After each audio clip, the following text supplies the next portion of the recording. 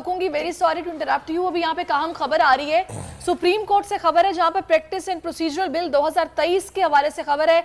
सदर supreme court bar ने तहरीरी जवाब सुप्रीम कोर्ट में जमा करा दिया है। पार्लियामेंट ने प्रैक्टिस एंड प्रोसीजरल कानून बनाकर अदालती इख्तियार से तजावुज की है। Supreme court practice and procedural कानून आईनी असूल की खिलाफ वर्जी है। आबिद जुबैरी का ये जवाब है। इमरान वसीम हमारे साथ है, उनसे बात करते हैं। इमरान, क्या कहा है सदर सुप्रीम कोर्ट बार ने अपने जवाब में?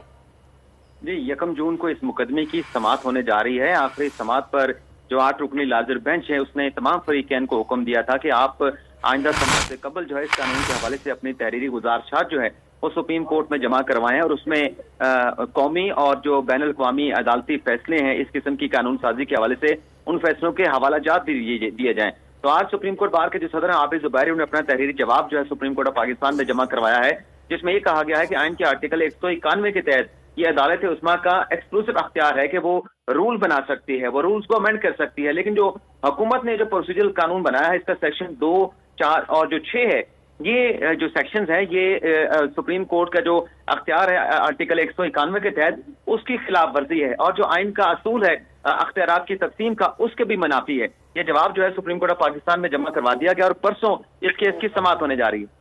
बहुत शुक्रिया इमरान वसीम। सारा आपकी